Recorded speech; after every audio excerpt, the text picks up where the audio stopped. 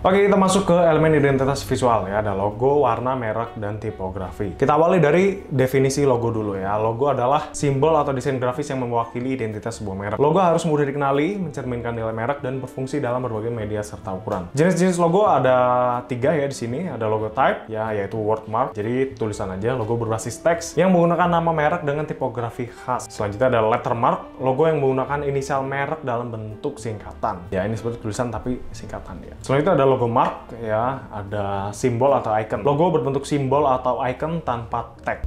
Oke, di sini ada 2 lagi ya, ada combination mark ya, kombinasi antara teks dan simbol dalam satu desain. Kalau emblem, logo yang menggunakan teks dan simbol dalam satu bentuk seperti lencana atau segel. Karakteristik logo yang baik ya, yang pertama ada sederhana, mudah dikenali dan diingat, unik ya, tidak mudah tertukar dengan merek lain. Yang ketiga ada timeless, tidak mudah ketinggalan zaman. Yang keempat ada relevan, mencerminkan identitas dan nilai merek. Yang kelima ada fleksibel, berfungsi dalam berbagai ukuran dan media. Warna merek, ini pengaruh psikologi warna ya. Kalau merah, ini maknanya adalah energi, gairah, keberanian. Contoh mereknya adalah Coca-Cola dan YouTube. Biru ya, ini maknanya kepercayaan, stabilitas, profesionalisme. Contoh mereknya adalah Facebook ya, sama Samsung. Selanjutnya ada hijau, ini maknanya alam, kesehatan, keseimbangan ya. Contohnya adalah merek Starbucks dan Spotify. Kalau kuning, maknanya adalah optimisme, keceriaan, kehangatan. Contohnya adalah McDonald dan Nikon. Selanjutnya ada warna hitam, ini ada elegan, kekuatan, dan eksklusivitas. Contoh mereknya adalah Chanel dan Nike. Kalau jingga, ini maknanya adalah kreativitas, semangat, kehangatan.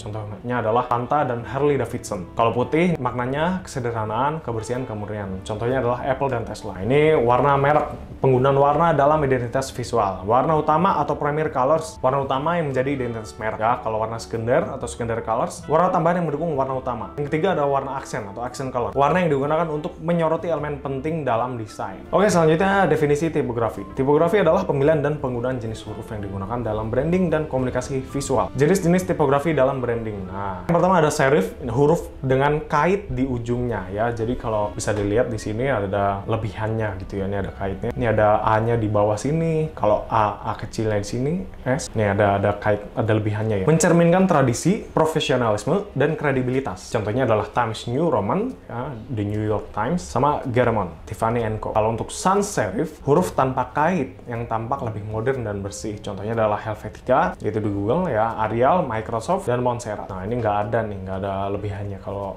sans serif.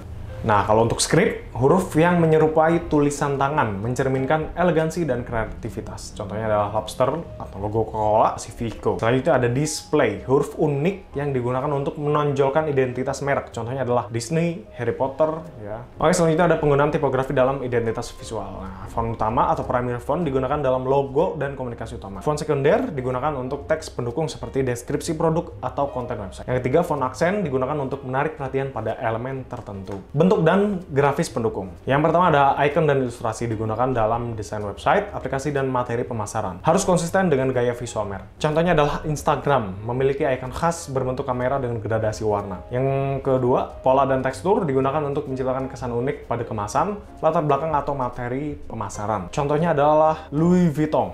Ya, ini cara baca gini nih, saya baru tahu. Menggunakan pola monogram khas di semua produknya. Yang ketiga adalah layout dan komposisi. Tata letak elemen visual harus konsisten di semua platform, mengikuti prinsip desain seperti keseimbangan, kontras, dan kesederhanaan. Gaya fotografi dan videografi. Setiap merek memiliki gaya visual tersendiri dalam fotografi dan videografi yang digunakan untuk iklan, media sosial, dan website. Elemen dalam gaya fotografi merek yang pertama ada tone warna, apakah hangat, dingin, atau netral aja. Lalu sedikit tambahan informasi, kalau hangat biasanya diatur pakai Kelvin ya, suhu. Itu di bawah 5500. Yang arti dari 1000 Kelvin, 2000 Kelvin, 3000 Kelvin itu biasa lebih hangat. Kalau untuk dinginnya itu di atas 5500 Kelvin. Jadi misalnya 6000, 7000, 8000 itu udah dingin. Kalau netralnya ada di 5500. Selanjutnya ada pencahayaan, apakah terang dan cerah atau redup dan dramatis. Selanjutnya ada komposisi, apakah menggunakan close up, wide shot, atau framing tertentu. Subjeknya, apakah menampilkan manusia, produk, atau ilustrasi abstrak. Contohnya adalah Apple menggunakan fotografi yang minimalis dengan pencahayaan lembut dan fokus pada detail produk.